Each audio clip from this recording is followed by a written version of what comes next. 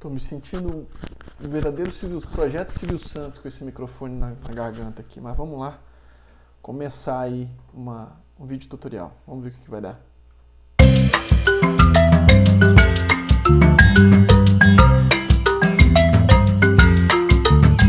Pessoal, vamos lá então, eu vou mostrar para vocês como é que a gente monta aí um servidorzinho Linux. Eu tenho falado bastante em algumas aulas que eu ministrei, que é legal você ter um ambiente de produção na sua casa aí, semelhante, ou melhor, né, um ambiente de desenvolvimento, sobretudo para quem vai, eu estou falando especificamente para quem vai desenvolver para a web, tá?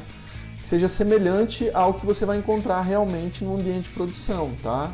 Ou, na verdade, assim, eu não vou nem entrar no mérito de falar de algumas ferramentas que são mais atuais, aí, como por exemplo o Git, que esse sim é de fato uma ferramenta utilizada em ambiente de produção na maioria das empresas de tecnologia, mas já vou entrar no meio termo aí para te explicar, mostrar para você como você consegue montar um servidorzinho na sua máquina e usar esse servidor como para simular aí um ambiente de produção, tá?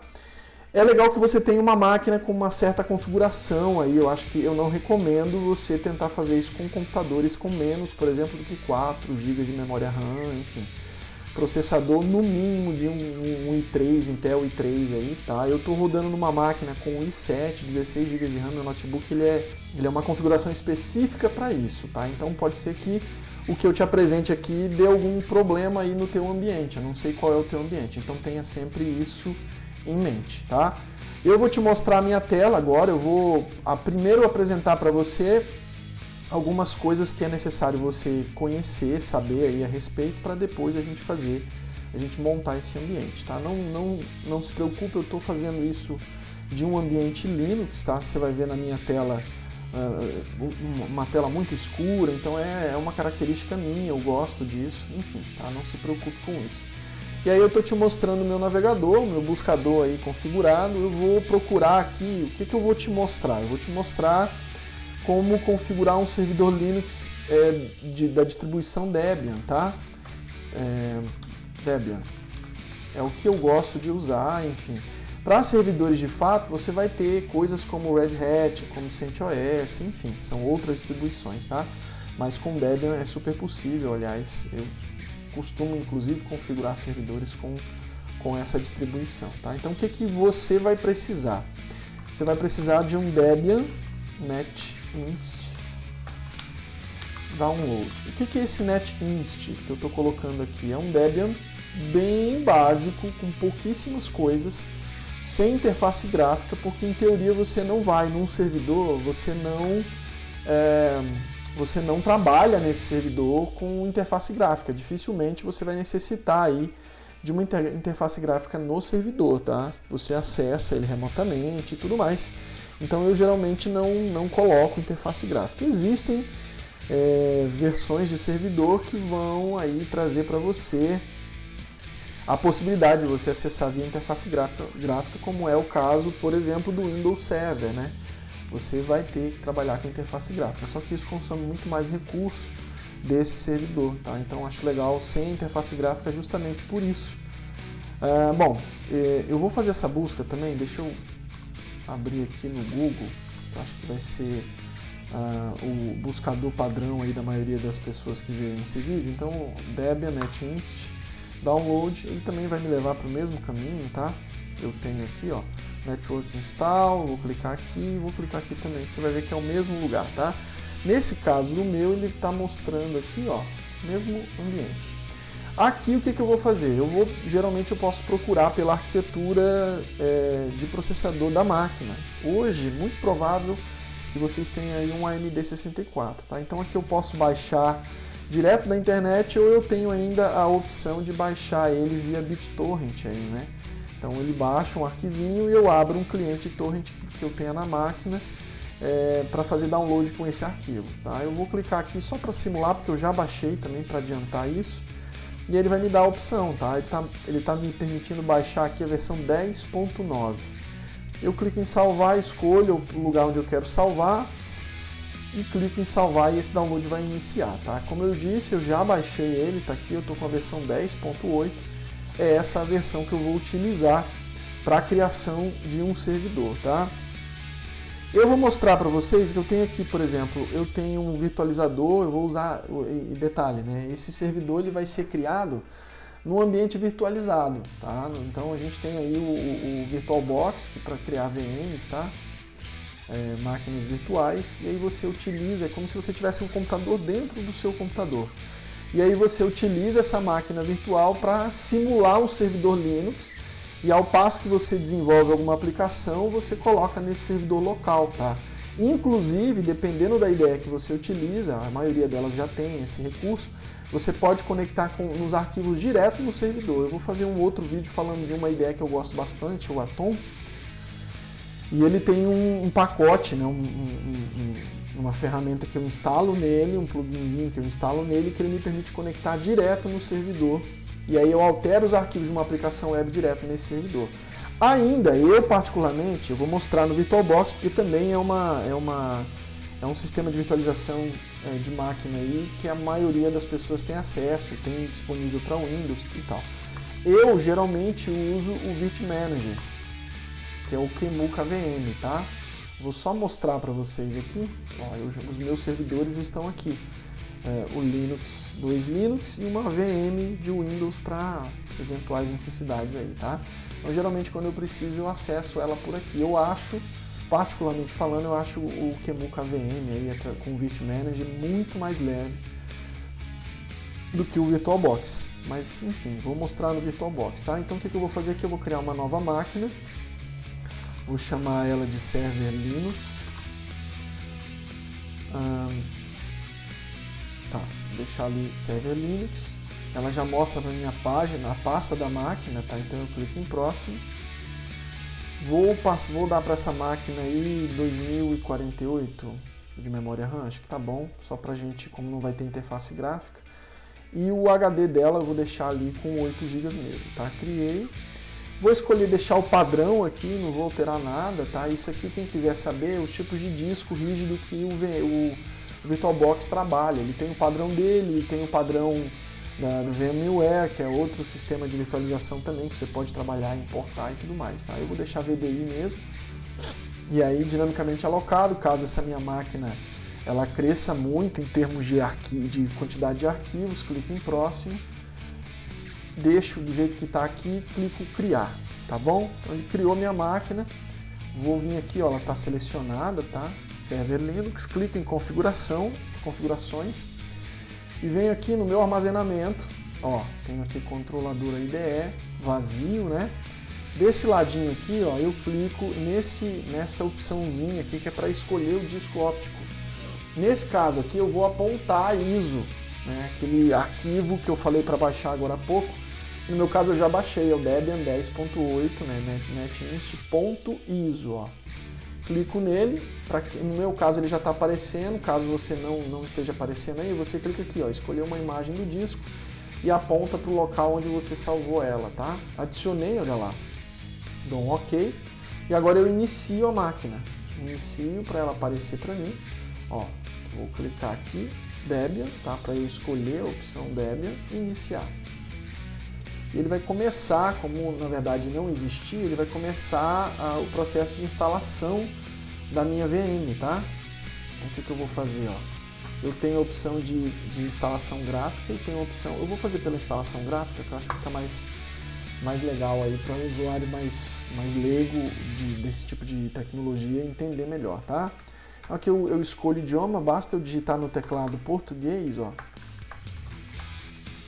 Ele já vai bater em cima do idioma português, eu escolho Brasil, clico em continue, ele já traduziu, ó, tá?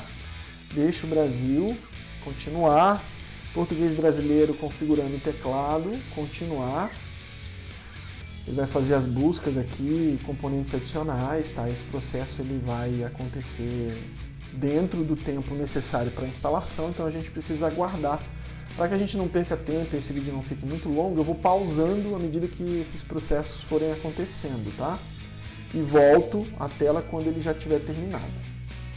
Bom, ele voltou, ele me pede o nome da máquina, eu vou colocar aqui Server Linux. Opa, deixa eu padronizar isso. Volta, lá. Server Linux. clico em continuar. Se eu tiver algum domínio, eu insiro, no meu caso eu não tenho, deixo em branco, clico em continuar.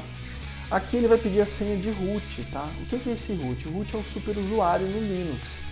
É o cara aí que tem perfil para instalar qualquer coisa, para remover qualquer coisa. É o cara que domina o sistema, tá? Então toma cuidado com esse usuário. Na verdade você está num ambiente de teste, você está criando um ambiente próximo do ambiente real de produção, mas está criando um local, então eu não vejo perigo nenhum, mas eu acho que é legal você saber que essa senha é a senha master aí do teu sistema, tá? Então eu vou colocar aqui uma senha padrão, 23456, só para não esquecer.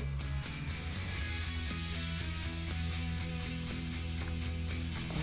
1, 2, 3, 4, 5, 6. 1, 2, 3, 4, 5, 6, tá? Na sequência, ele me pede o nome completo do usuário. Eu vou colocar aqui Leonardo Rocha, continua. Nome do usuário para a sua conta, Leonardo, continua. E aí ele pede uma senha de usuário. Essa senha é diferente da senha de superusuário, tá? Essa senha de usuário é a senha que o usuário vai poder utilizar. Se eu fizer configurações no meu sistema e der permissões para o meu usuário para que ele também tenha perfil de superusuário, legal, a senha dele também vai ter o poder que a senha de root tem. Mas no caso, se eu não fizer, toda vez que eu precisar instalar alguma coisa, eu preciso da senha de root. Nesse caso, eu não vou fazer isso, eu vou deixar a senha de usuário simples e sempre que for fazer uma instalação, vou recorrer ao acesso de root, tá? Então vou colocar o inverso para não ficar confuso, né? 654321 654321, tá? Então só para a gente manter um padrão aí. Aí ele chega na parte em que eu devo configurar o relógio, estou falando do Paraná, então eu coloco aqui Paraná, detectando os discos para a gente iniciar o particionamento agora, tá? Bom, aqui, como não é um servidor real, tá? É uma coisa que a gente está fazendo na máquina para usar como um servidor de teste, eu vou fazer o particionamento manual e vou fazer o recomendado, o tipo de particionamento recomendado para usuários, tá? Eu vou deixar no link desse vídeo 2 endereços com o sistema de particionamento recomendado. É legal, dependendo de quando você assistir esse vídeo, saber que é possível buscar aí uma informação atual, tá? Então o que eu vou fazer aqui? Deixa eu voltar.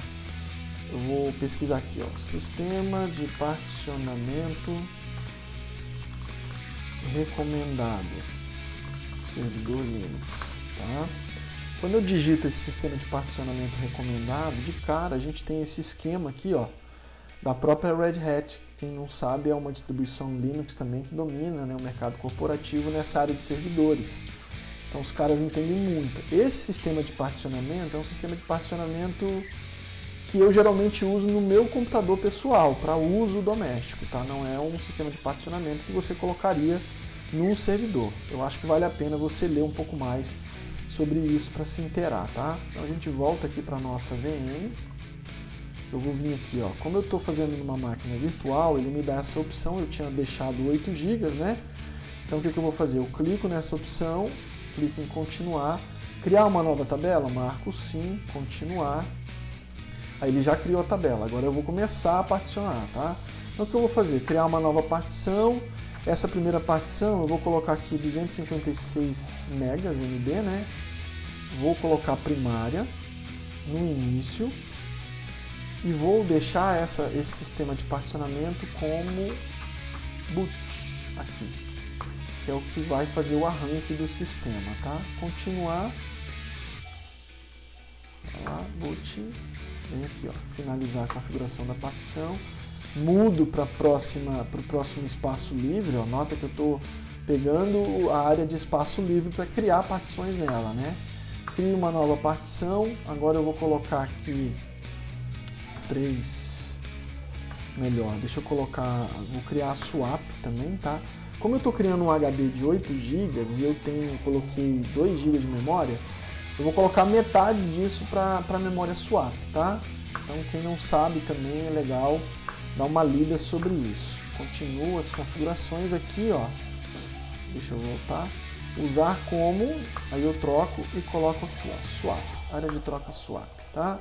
Finalizo a configuração dessa partição, crio uma nova. Nessa nova aqui eu vou colocar agora o meu sistema de root, tá? Então deixa eu pegar aí, colocar metade, 4 GB para root, primário, início, deixo aqui o ponto de montagem, essa barrinha significa isso, né? Venho aqui, finalizo e pego a última parte, ele já vai automaticamente me sugerir home, né? Olha lá, ó. Ponto de montagem para home, deixo assim, finalizo e finalizo o particionamento, tá? Pergunta se eu quero escrever as mudanças no disco, marco que sim, vou em continuar. É legal que aqui apertando o Enter no teclado, você deve estar ouvindo aí eu apertando o Enter no teclado, né? À medida que eu aperto o Enter no teclado, ele já vai para a opção padrão ali, continuar. Vamos esperar ele fazer essa instalação, já a gente volta, tá? Legal, enfim, concluiu aí, né? Ele pergunta se eu quero ler outro CD, eu deixo marcado que não, clico em continuar. Deixo a opção do gerenciador de pacotes marcado aqui como Brasil, continua. Vou deixar o padrão também, tá? Do Debian, que é o deb.debian.org. Ele pergunta se eu tenho algum proxy de rede, no caso aqui eu não tenho, então eu vou deixar em branco, continua. Ele vai fazer a configuração do gerenciador de pacotes, o apt, que é o específico do Debian. Bom, ele chega nessa etapa que ele pede para configurar um sistema de popularidade de pacotes usados aí no que está sendo instalado. Eu vou dizer que não preciso disso, continuar. A gente chega nessa parte de seleção de software, eu vou deixar do jeito que está e vou me assegurar de que está marcado esse servidor SSH aqui, tá bom? O servidor web a gente vai configurar depois, eu acho que eu faço um outro vídeo nessa máquina fazendo a configuração do Apache, enfim, dos programas ali, dos pacotes que serão necessários para que a gente tenha um servidor web. De pronto eu vou deixar esse SSH, que é uma forma de conexão segura, né? Tem no link desse vídeo, inclusive, vai ter um texto aí, vai ter um link para uma página falando sobre o SSH, que eu acho que vale a pena dar uma lida, tá? Então aqui a gente conclui a instalação desse software, né, do Debian, do Linux, para a gente montar o nosso servidor local em VM, né, em máquina virtual, para a gente usar aí como ambiente para desenvolvimento web. Legal, finalizou a instalação, ele pede para instalar o carregador de inicialização aqui no Linux, esse Groovy, né, eu digo que sim, clico em continuar, aí eu vou marcar essa opção aqui que é o local na máquina virtual, tá? Clico em continuar novamente. Ele vai fazer, agora essa é uma das últimas etapas de configuração da VM para a gente já finalizar ela e deixar ela pronta para a próxima etapa aí de configuração que vai ser necessária. Legal, instalação finalizada, continuar. Esse vídeo já está longo demais, eu acho que eu vou parar com a instalação, só vou deixar ele iniciar aqui para a gente ver o final dessa configuração, né? A máquina virtual carregando, já instalada. Então eu aperto Enter, ele vai carregar o sistema, né? E vai entrar numa telinha, como eu não coloquei interface gráfica, ele vai entrar numa telinha de acesso, de login, que é uma tela em Shell aí, tá? Em terminal Linux. Vamos ver, ó lá. Então ele me pede o usuário, vou digitar aqui Leonardo e a senha que eu coloquei lá, né? 654321 e dou um Enter, estou logado no meu servidor, tá? Então o que a gente vai fazer? Parar por aqui, o vídeo está longo, eu vou fazer um próximo vídeo explicando como eu configuro o acesso, né, da minha máquina física, do meu notebook, do meu computador, a minha máquina virtual que eu configurei para simular um servidor de página web, um servidor web, que é o que a gente vai usar aí como ambiente de configuração para hospedar os nossos produtos, nosso software de desenvolvimento para web. Valeu? Falou, gente. Até mais.